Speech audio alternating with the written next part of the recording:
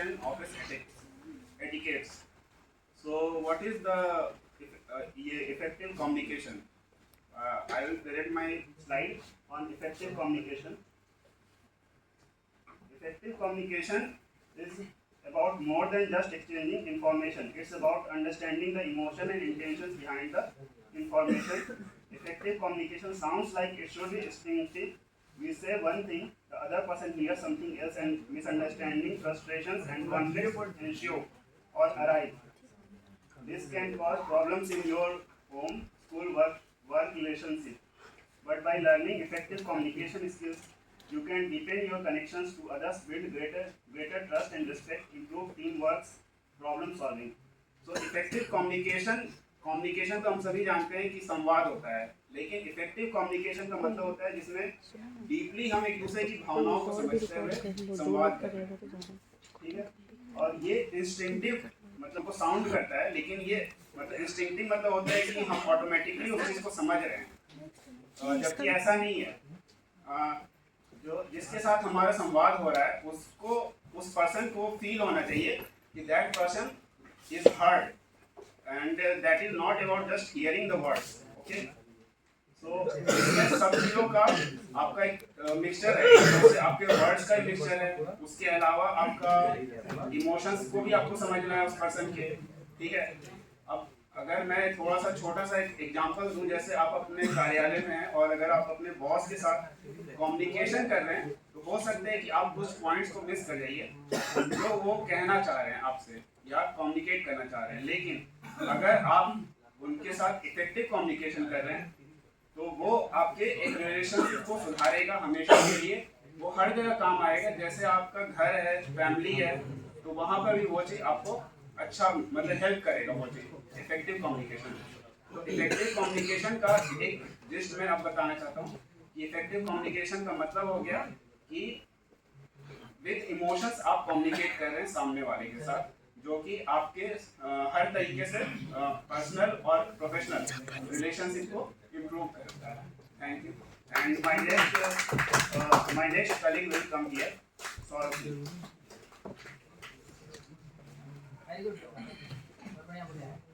Good afternoon everyone. नहीं नहीं खड़े। Good afternoon, everyone. Now I will, as earlier, my colleagues tell about the effective communication. Now I will explain the barriers regarding effective communication. There are some common barriers such as stress and pull-out control emotions. This includes stress, fear, anger, or lack of interest. This can cause barrier to our effective communications. And next one is lack of focus and clarity. If we do not have focus on the topic or communication, it can cause barrier to our communications. Inconsistent behavior. Inconsistent behavior includes the ego of that person or listening to that person who is not showing interest on your communication. This may also lead to a barrier. Physical barriers such as noise, distance, light facilities, etc. are also some barriers to effective communication. And the last one is information overloaded. If we give more information which is not relevant to the topic, then it will also cause a barrier to the effective communication. Thank you. Now I will continue the topic. If you can communicate, you just get by. If you can communicate skillfully, you can work on miracles.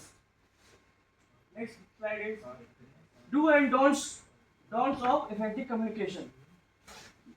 First don't is we do not speak vaguely or use jargon during to communicate to our seniors or our colleagues. We must clearly and concisely convey our message to our audiences. Second don't is interrupt. We do not have to interrupt or dominate during the current conversations. practice and active listening is very important during the conveying our message, during the communication to our colleagues. Then we should have to care about the audience needs. We do not have to forget about the what audience needs. Audience considering the audience needs is most important. So we have to tailor our message to our audience in effective and clear way and to the topics. Next, don't lead, be decisive, be dismissive. We do not have to force our knowledge or opinions to our audience.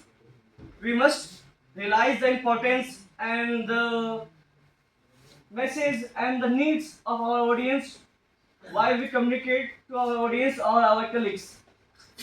So we have to show some empathy for our audience or colleagues and their viewpoints and respect their viewpoints also. Next, don't dwell on the negativity and blame.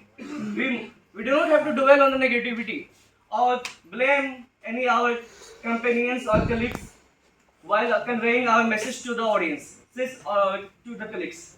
We must focus on the positivity and solution while conveying our message to the audience or our colleagues. Thanks. The next slides or information is provided by our next colleagues. Good evening, all of you. Right. Next match.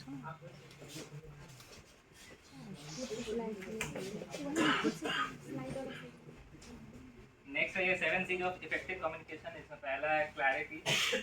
Clarity में है कि हम लोग जो communicate करेंगे जैसे तो message should be clear and easy और हम लोग सिंपल लैंग्वेज यूज़ करेंगे और एम्बिगियस जो सेंटेंसेज होगा उससे बचेंगे. सेकंड है कर्टेसी कि जो लिसनर्स हैं वो उनको भी रेस्पेक्ट करेंगे, जो लोग बोल रहे हैं उसको भी सुनेंगे पहले हम लोग तब कन्वे करेंगे. थर्ड है करेक्टनेस. जो भी लोग फैक्ट्स या डिटेल्स होगा वो करेक्ट होना चाहिए, उसमें भी कुछ एम्बिगियस नहीं होना चाहिए. सामने देख के. और एक है कॉन्क्रीटनेस है.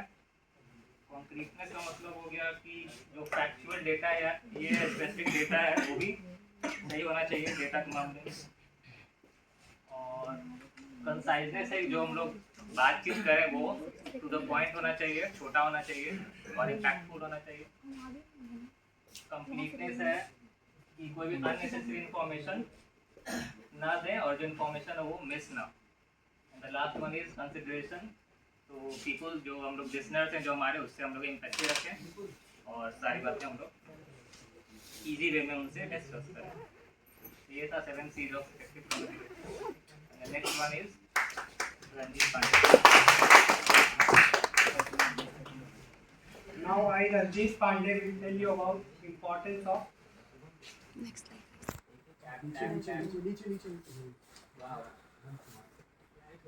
importance of effective communication. Importance of effective communication. अगर हम लोग के ऑफिस में कलीग्स के बीच में इफेक्टिव कम्युनिकेशन होगा तो हम लोगों के बीच में अंडरस्टैंडिंग बेटर होगा, जिससे हम लोग स्ट्रॉन्गर रिलेशनशिप बिल्ड कर पाएंगे अपने कलीग्स के साथ ऑफिस में. और कॉन्फ्लिक्ट रेजोल्यूशन बेटर तरीके से कर सकते हैं और हम लोग अपना गोल का अचीवमेंट भी कर सकते हैं अच्छे तरीके से. और गोल अचीवमेंट होने के कारण हम लोग का पर्सनल डेवलपमेंट भी होगा, जिससे हम लोग का डिसीजन मेकिंग इन्हांस होगा पर्सनल डेवलपमेंट होने के कारण. और इस तरह से डिसीजन मेकिंग अगर बहुत अच्छा हो जाएगा, इन्हांस हो जाएगा, तो बहुत सारा क्राइसिस मैनेजमेंट हम कर सकते हैं अपने ऑफिस में. Thank you all of you. Now Shubham Kumar Mittal.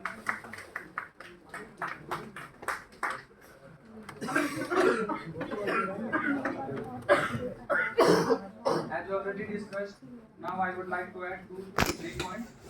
Office etiquette is a collection of unwritten rules and behaviors that foster a respectful, productive and collaborative work environment. Office में हम कैसे किसी भी अपने जूनियर कलीग्स या सीनियर के साथ किस तरह से हम डील करते हैं, इससे बहुत ज़्यादा फर्क पड़ता है हमारे ऑफिस के एनवायरनमेंट पे और वर्क पे. Adhering to these norms in 2026 demonstrates professionalism and can significantly influence our career trajectory. ना सिर्फ दूसरे के दृष्टि से ये जरूरी है, बल्कि हमारे दृष्टि से भी ये बहुत ज़्यादा जरूरी है, क्योंकि इससे अगर हम अच्छा एटिकेट्स अगर दिखाएंगे तो करियर में हम लोग काफ़ी ऊपर भी जा सकते हैं। Accepted rules of professional behaviour, health maintain discipline and respect. इससे जो हमारे ऑफिस का जो माहौल होता है वो काफ़ी डिसिप्लिन और रेस्पेक्टफुल होता है। Improve work culture and productivity, इससे हमारे काम करने की उत्पादकता भी काफ़ी बढ़ती है। Thank you.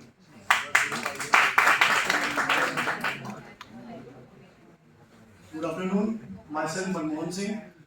Now I will tell you about etiquette rule.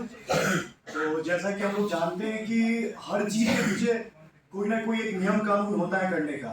जैसा कि आप डेली लाइफ का एक एग्जांपल ले लीजिए, आप क्रिकेट खेल रहे हैं, फुटबॉल खेल रहे हैं, रोड पे गाड़ी चला रहे हैं, सब चीज में एक रूल है। जैसे कि अभी आप रोड पे चल रहे हैं तो उसमें भी ट्रैफिक रूल है कि आपको लाइसेंस लेके चलना है, हेलमेट पहन के चलना है। वैसे ही ऑफिस में भी एक रूल है कि अपने सीनियर से जूनियर से कैसे बात करना है, क्या करना है, क्या नहीं करना है। तो वही कुछ रूल है जो मैं आप लोग को बताऊंगा, और मेरा बेस रहेगा कि हेडक्वार्टर में जो भी रूल चल रहा है मैं वही एक्सप्लेन करूंगा आप लोग को। जैसा कि हेडक्वार्टर में कुछ अलग अलग रूल है। जैसे आप लोग अपने ऑफिस में जाते होंगे तो कोई फॉर्मल ड्रेस पहनते हैं या नहीं पहनते हैं, या अलग कलर का कोई ड्रेस पहन लेते हैं। लेकिन हेडक्वार्टर में थोड़ा एक रूल बना हुआ है, मैं उसी को बेस लेके एक्सप्लेन करूंगा। तो पहला रूल है कि बी ऑन टाइम। जैसे बी ऑन टाइम मतलब अगर आपका ऑफिस है 9:30 बजे तो हमें 9:30 बजे पहुंच जाना चाहिए। ये एक अच्छा मतलब एक समझ ही रहे हैं आप लोग। हेडक्वार्टर में तो टाइमिंग 10:30 बजे तक है, हम लोग भी पहुंच ही जाते हैं। फिर उसके बाद do not get personal to personal. अगर कभी मान लीजिए कि इसका ये हो गया कि कभी आपका सीनियर आप पे गुस्सा में कुछ बोल दे या जूनियर से नहीं बने, तो जरूरी नहीं है कि मतलब उसके साथ लड़ाई झगड़ा कर लेना है, थोड़ा मैनेज करके भी चलना है। क्योंकि सबका माइंडसेट एक जैसा नहीं हो सकता है, आप सबको खुश नहीं कर सकते हैं। तो ये भी एक एटिकेट का रूल है कि हमें ऑफिस में कैसे बिहेव करना है अपने आप को। फिर आपका रिस्पेक्ट योर कलीग्स, मतलब अपने कलीग्स को सपोर्ट करते रहना है। यही नहीं कि बस हम हैं तो हम ही हैं। अगर कोई आपका कलीग भी सपोर्ट मतलब कोई अच्छा काम कर रहा है तो उसको क्रेडिट देना चाहिए, मिलजुल के कोई काम करना चाहिए, इससे अच्छा इन्वायरमेंट बना रहेगा। फिर आपका हो गया keep phone uses to minimum. तो ये तो सबसे बड़ा प्रॉब्लम है कि आजकल मतलब जो भी है बिना फोन का कुछ नहीं हो रहा है। तो थोड़ा ऑफिस में बचना है, अपने काम पे ज्यादा ध्यान देना है और फोन का इस्तेमाल सबसे कम करना है। Dress to make an impression हो गया, तो ड्रेसिंग सेंस से आप लोग समझ ही रहे हैं कि आप लोग एक ऑफिशियल जॉब कर रहे थे, फॉर्मल ड्रेस सबसे ज्यादा सुटेबल रहेगा। तो जैसा कि हेडक्वार्टर में अलाउड है कि आपको formal white shirt, formal navy blue या पैंट पहन के आना है, तो वैसे ही हर जगह का जो रूल है अगर उसी में आप जाइएगा तो थोड़ा अच्छा लगता है। मतलब ये नहीं लगता है कि कौवे के बीच में हंस आ गया, मतलब सब एक जैसा ही लगता है। फिर वो हो गया अवॉइड ऑफिस गॉसिप। तो इसका मतलब ये हो गया कि मतलब आपस में एक दूसरे का बुराई नहीं करना है, भले आपस में कितना भी मतभेद हो लेकिन मिलजुल के रहना है। ये नहीं कि अपने सीनियर या जूनियर का बुराई कर रहे हैं, ये एक अच्छा हैबिट नहीं होगा। फिर शेयर द क्रेडिट, जैसा कि वही गया कि मतलब मिलजुल के काम करना है। अगर कोई काम हुआ तो ये नहीं कि हम ही किए, मतलब सबको क्रेडिट देना है। फिर why office etiquettes is important. तो सबसे बड़ा इसका इम्पोर्टेंट ये कि ऑफिस में अपनापन का भाव रहेगा, मतलब एक फैमिली टाइप का रहेगा। ये नहीं रहेगा कि वो सीनियर है वो जूनियर है, मतलब सब लोग मिलजुल के एक अच्छा एनवायरनमेंट बनाएंगे। Now father Ravi will conclude.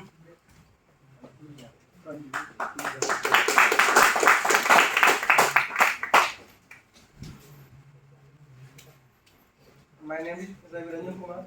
मैं अभी ये बताना चाह रहा हूँ कंक्लूजन के बारे में कि अभी एथिक्स के बारे में जो भी आप लोग सुने हैं, लास्ट में मैं ये बता रहा हूँ कि कैसे ऑफिस में रहना है, इसका कैसे आदर करना है, जो हमारे सीनियर लोग हैं उनका हम लोग कैसे बात सुने और किसी भी दूसरे के बात पर ध्यान नहीं देना है। और हमारी छोटी छोटी आदत भी ऑफिस में हम पे बहुत बड़ा प्रभाव डाल सकता है। और कैसे क्या रहना है ऑफिस में, ये सब हम लोग को मेंटेन रखना है। बस, धन्यवाद।